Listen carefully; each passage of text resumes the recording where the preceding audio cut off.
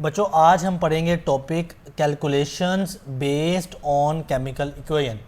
यानी अब हमने जो केमिकल इक्वेशन है ना उसके अकॉर्डिंगली कुछ कैलकुलेशंस सीखनी हैं। तो कहता है कि एक कंप्लीट और बैलेंस्ड केमिकल इक्वेशन जो है ना वो हमें बताती है दो चीज़ें। Number 1 mole ratio, number 2 mass ratio. किन किन के दरमियान? रिएक्टेंट और प्रोडक्ट के दरमियान। मिसाल के तौर पे एक केमिकल इक्वेशन लिखें H2 और मिलता है I2, तो बच्चे ये बनता है 2HI। इस इक्वेशन में ये जो हाइड्रोजन है H2 और जो I2 आयोडीन है बच्चे ये रिएक्टेंट्स हैं, दीज आर रिएक्टेंट्स। ओके, जबकि ये जो 2HI है this is the product.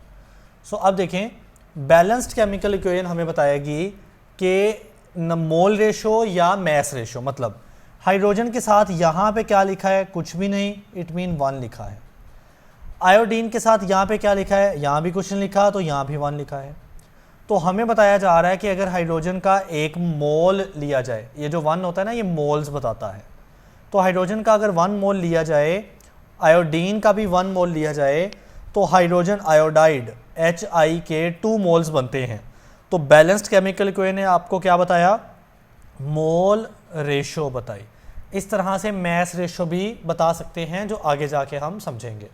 Next देखें, कहता है कि with the help of this ratio, यानी ये जो आपके पास मोल रेशो या मैस रेशो आएगी, इसकी हेल्प से, इसकी मदद से we can find out the masses of the products from the given masses of the reactant.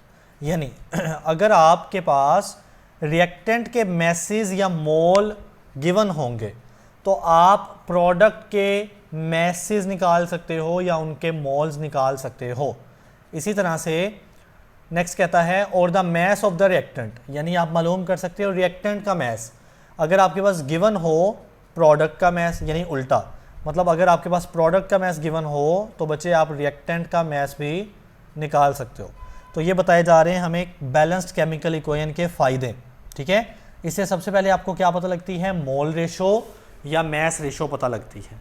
और अगर आपके पास मोल रेशो या मैस रेशो आ जाए तो आप किसी एक चीज़ को देखते हुए दूसरी चीज़ का मैस या मोल्स निकाल सकते हो।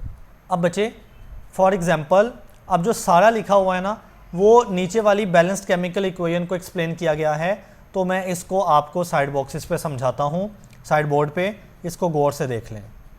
ओके बच्चे, तो ये वही वाली बैलेंस्ड केमिकल इक्वेशन मैंने लिख दी है। अब हमने यहाँ से मोल रेशो निकालनी है और फिर मैस रेशो निकालनी है। तो मोल रेशो तो बड़ी आसान सी बात है। इस CaCO3, अच्छा इसके दो नाम हैं, इसको कैल्शियम Ca मतलब कैल्शियम, और CO3 जहाँ पे हो ना उसको कार्बोनेट कहते हैं। तो ये हुआ कैल्शियम कार्बोनेट। ठीक है, इसके बच्चे कितने मोल्स हैं? यहाँ पे कुछ भी नहीं लिखा, यानी इसके 1 मोल है। तो कैल्शियम कार्बोनेट के 1 मोल है। ये है HCl यानी हाइड्रोक्लोरिक एसिड, इसके बच्चे साथ में 2 लिखा है तो वो इसके मोल्स मेंशन है, तो इसके 2 मोल्स लिए गए हैं। यहाँ पे ये है कैल्शियम क्लोराइड, कैल्शियम क्लोराइड, इसके साथ भी कुछ नहीं लिखा तो इसके साथ भी 1 मोल ही लिखा है। अब नेक्स्ट है H2O यानी वाटर, इसका भी 1 मोल है क्योंकि साथ में कोई और नंबर नहीं है तो 1 होता है। CO2 कार्बन डाइऑक्साइड के साथ भी कोई यहाँ पे नंबर नहीं है तो इसका भी 1 मोल है। तो ये निकल आई मोल रेशो।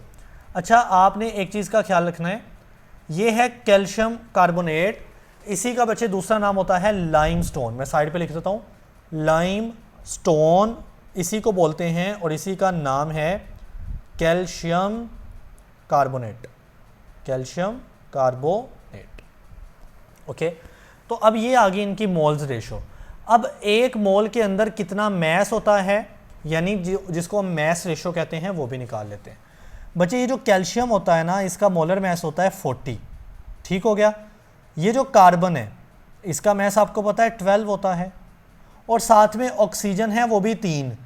ऑक्सीजन का मैस होता है 16 और आपने 16 को 3 से मल्टीप्लाई करना है। तो जब आप 40 को 12 में जमा करते हो, प्लस करते हो, तो ये बनता है 52 प्लस 16 को 3 से मल्टीप्लाई करते हो, ये होता है 48।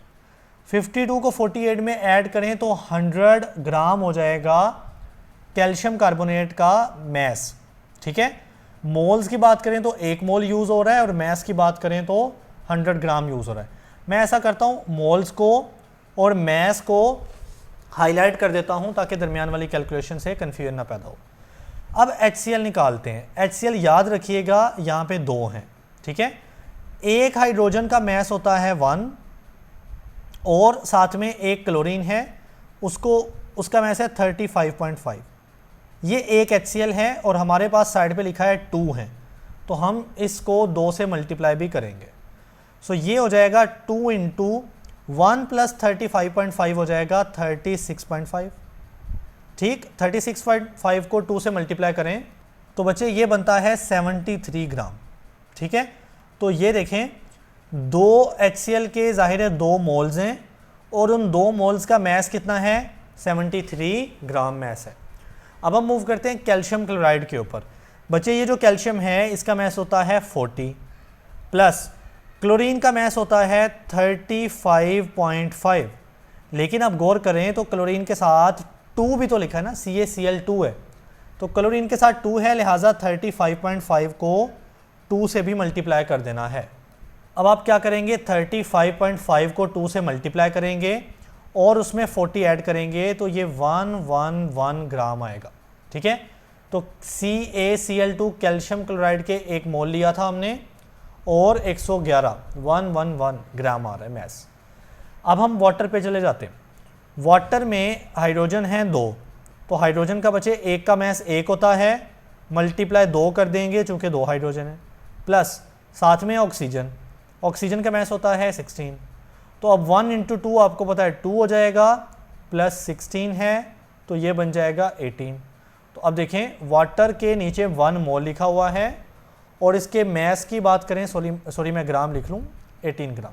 ठीक है, तो ये इसका मैस आ गया। आगे चलें, आखिरी चीज़ है कार्बन डाइऑक्साइड CO2। आपको पता है कार्बन का मैस होता है 12, ऑक्सीजन का मैस होता है 16, साथ में 2 है तो 16 को 2 से मल्टीप्लाई कर दिया। अब ये 12 है प्लस 16 को 2 से मल्टीप्लाई किया तो बना 32। ठीक है, 32 में 12 ऐड किए तो हो गया 44 ग्राम। तो देखें कार्बन डाइऑक्साइड CO2 के 1 मोल लिए थे और 44 ग्राम उसका मैस निकल आया। तो बच्चे ये मैं बात कर रहा था कि ये जो ऊपर बैलेंस्ड केमिकल इक्वेशन है ना सारी, इसकी 2 चीज़ें निकाली जा सकती हैं। एक इसके मोल रेशो जो ऊपर वाले में जिसके ऊपर ये मार्कर या पॉइंटर फेर रहा हूँ, और दूसरा है नीचे वाला जो मैस रेशो है। जी, अब इसी से रिलेटेड जो एग्जांपल है ना 15.15, उसमें बोला गया कि 25 ग्राम लाइमस्टोन यूज़ हो रहा है। मैंने बोला ना लाइमस्टोन CaCO3 को बोलते हैं, जो कि हमने यहाँ पे CaCO3 यूज़ किया है, और इस बार उसने मैस दिया है 25 ग्राम। ठीक है, और ये रिएक्ट करता है with an excess of hydrochloric acid. बच्चे हाइड्रोक्लोरिक एसिड को HCl कहते हैं ना, एक्सेस यानी बहुत ज़्यादा मिकदार में है आपके पास HCl। तो पीछे जाएं, ये जो HCl है ये बहुत ज़्यादा यानी एक्सेस में मौजूद है, लेकिन ये जो CaCO3 है इसका 25 ग्राम यूज़ किया जा रहा है। सो हम लिख लेते हैं कि CaCO3 जो है इसके हम 25 ग्राम यूज़ करेंगे इस एग्जाम्पल के अंदर। अब हमसे क्या पूछा गया, हाउ मच कैल्शियम क्लोराइड यानी CaCl2, यानी आपसे पूछा गया CaCl2 कितना पैदा होगा, विल बी प्रोड्यूस्ड। ठीक है, तो आपने ये जो CaCl2 है ये बताना है कि कितना पैदा होगा। तो मैं लिख लेता हूँ CaCl2 मुझे बताना है, और ये एग्जाम्पल है 15.15। ओके, अब गौर से बात को समझिएगा। हम रेफरेंस लेंगे, हम सहारा लेंगे, यूज़ करेंगे बैलेंस्ड केमिकल इक्वेशन को। बैलेंस्ड केमिकल इक्वेशन में भी जो मैस रेशो है ना उसको देखिए, आपके पास 2 चीज़ें हैं, कैल्शियम कार्बोनेट यानी CaCO3 और CaCl2। तो ये जो CaCO3 है ये आपके पास जब 100 ग्राम था तो CaCl2 जो है वो 111 ग्राम पैदा हो रहा था। मैं इसको यूँ लिखूँगा कि जब मैं CaCO3 100 ग्राम यूज़ कर रहा था तो CaCl2 कितना पैदा हो रहा था, 111 ग्राम। ठीक है, ये मैंने रेफरेंस सारा लिया है इस बैलेंस्ड केमिकल इक्वेशन में से। अब मेरे पास सिचुएशन चेंज है कि CaCO3 25 ग्राम है जबकि इधर है 100 ग्राम। तो मैं इस 100 को 25 बनाऊंगा ना, तो बच्चे उसका सिंपल सा तरीका है, आप इसको 4 से डिवाइड करेंगे ना तो ये 25 हो जाएगा। तो वही काम इधर भी करना पड़ेगा ना, आपको इधर भी 4 से डिवाइड करना पड़ेगा।